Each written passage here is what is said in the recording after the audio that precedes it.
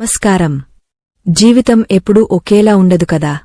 కొన్నిసార్లు మనం ఎంత మంచి చేసినా, ఎంత ధర్మంగా బతికినా కష్టాలు మనల్ని చుట్టుముడుతూనే ఉంటాయి.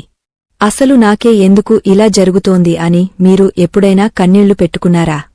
పక్కవాళ్లు ఏ తప్పు చేసినా దర్జాగా బతుకుతుంటే మనమాత్రం చిల్లిగవ్వ లేకుండా, మనశ్శాంతి లేకుండా ఎందుకు అలమటిస్తున్నాం అని మీకు అనిపించిందా?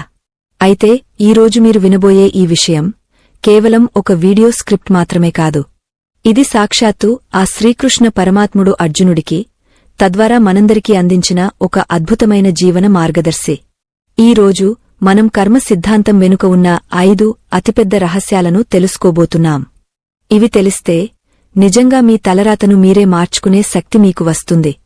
అంతకంటే ముందు మన సనాతన ధర్మాన్ని, ఆ కృష్ణతత్వాన్ని నలుగురికి చేరవేసే ఈ ప్రయత్నానికి మీ వంతు మద్దతుగా దయచేసి ఈ వీడియోని ఇప్పుడే లైక్ చేయండి. మీరు చేసే ఆ ఒక్క లైక్ ఈ మంచి విషయాన్ని మరికొందరికి చేరేలా చేస్తుంది. అలాగే మన ఛానల్ని సబ్స్క్రైబ్ చేసుకుని ఈ ప్రయాణంలో మాతో పాటు చివరి వరకు ఉండండి. ఎందుకంటే ఈ కథనం మధ్యలో లేదా చివరలో చెప్పే విషయాలు మీ జీవితంలో ఉన్న అనేక ప్రశ్నలకు సమాధానం ఇస్తాయి. కాబట్టి ఎక్కడా స్కిప్ చేయకుండా పూర్తి ఏకాగ్రతతో వినండి. మనం కథలోకి వెళ్దాం. పూర్వం అవంతి అనే రాజ్యంలో సుధాముడు అనే ఒక వర్తకుడు ఉండేవాడు. సుధాముడు అంటే కేవలం పేరులో మాత్రమే కాదు, గుణంలో కూడా చాలా మంచివాడు. అతని వ్యాపారం ఎంత బాగా సాగేదంటే ఆ నగరంలో సగం సంపద అతని చేతుల్లోనే ఉండేది అని చెప్పుకునేవారు.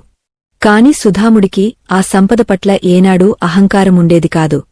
ప్రతిరోజూ ఉదయాన్నే లేచి దైవారాధన ముగించుకుని తన ఇంటి ముందు ఉన్న పేదవారికి అన్నదానం చేసిన తర్వాతే తను భోజనం చేసేవాడు.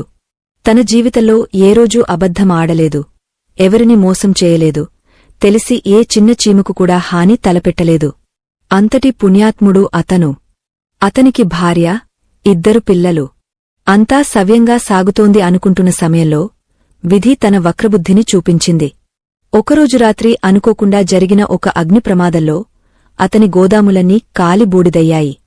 జీవితం అంతా కష్టపడి కూడబెట్టిన సంపద కేవలం ఒక్క రాత్రిలో మసిగా మారిపోయింది. పోనీలే, ప్రాణాలు దక్కాయి కదా అని సరిపెట్టుకునేలోపే వ్యాపారంలో తనను నమ్ముకున్న భాగస్వాములు మోసం చేశారని తెలిసింది. ఉన్న ఆస్తిపాస్తులు అప్పుల వాళ్ల పాలయ్యాయి. కష్టాలు ఒకదాని తర్వాత ఒకటి అలల మాదిరిగా వస్తాయని అంటారు కదా. సుధాముడి జీవితంలో అదే జరిగింది. ఆస్తిపోయిన కొన్ని రోజులకి